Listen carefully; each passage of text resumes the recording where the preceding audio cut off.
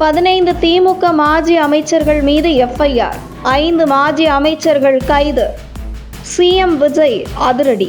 நடந்து முடிந்த சட்டசபை தேர்தல் பிரச்சாரத்தின் போது நடந்த தேர்தல் பிரச்சாரத்தில் முதல்வர் விஜய் பல முக்கிய அறிவிப்புகளை வெளியிட்டிருந்தார்.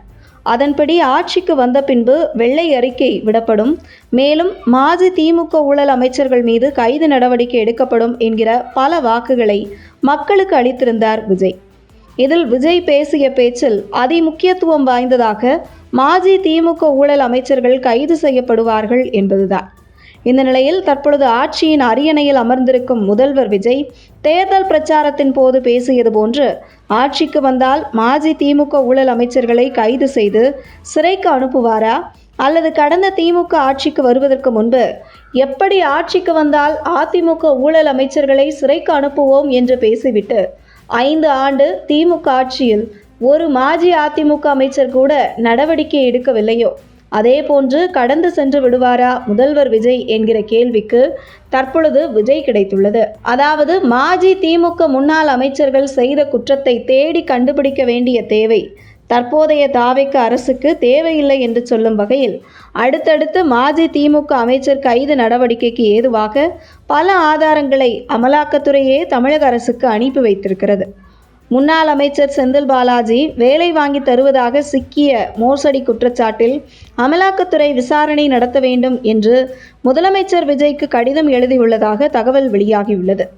அந்த வகையில் ஏற்கனவே கரூர் சம்பவத்தில் செந்தில் பாலாஜி மீது கடும் கோபத்தில் இருக்கும் முதல்வர் விஜய் செந்தில் பாலாஜி விவகாரத்தில் சமரசம் செய்வதற்கு வாய்ப்பே இல்லை என்று கூறப்படுகிறது. அந்த வகையில் திமுக மாஜி அமைச்சர்களில் சிறை செல்லும் அமைச்சர் பட்டியலில் முதலிடத்தில் நிச்சயம் செந்தில் பாலாஜி இருப்பார் என கூறப்படுகிறது. மேலும் முன்னாள் அமைச்சர் பொன்முடி மீது அமலாக்கத்துறை கைவசம் நிலுவையில் 3 வழக்குகள் உள்ளதாக கூறப்படுகிறது. இந்த நிலையில் தமிழக வெற்றிக் கழகம் ஆட்சி அமைத்ததும் அடுத்த 6 மாதத்திற்கு நாங்கள் எதுவும் பேச மாட்டோம் என்று அறிக்கை வெளியிட்ட மு.க. ஸ்டாலின், ஆனால் தொடர்ந்து மு.க. ஸ்டாலின் மற்றும் அவர் சார்ந்த திமுகவினர் புதிதாக ஆட்சி அமைத்திருக்கும் தமிழக வெற்றிக் கழகத்தின் மீது தொடர்ந்து குறைகளை சொல்லி தாக்குதல் நடத்தும் விதத்தில் அறிக்கை வெளியிட்டு கொண்டிருக்கிறார்கள். அந்த வகையில் இதற்கெல்லாம் முற்றுப்புள்ளி வைக்கும் வகையில் சுமார் 15 அமைச்சர்கள் மீது உள்ள ஊழல் குற்றச்சாட்டுகளை தூசி தட்டி விஜய் தலைமையிலான தமிழக வெற்றிக் கழக அரசு வழக்கு பதிவு செய்ய இருப்பதாக தகவல் வெளியாகியுள்ளது.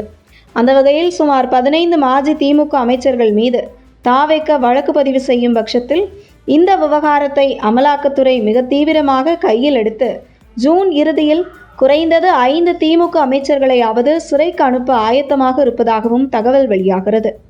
அந்த வரிசையில் செந்தில் பாலாஜி, பொன்முடி, சேகர் பாபு, கே. நேரு உட்பட 5 மாஜி திமுக அமைச்சர்கள் அமலாக்கத்துறை ரேடாரில் உள்ள முதல் கைது வரிசையில் இருப்பதாகவும் தகவல் வெளியாகிறது.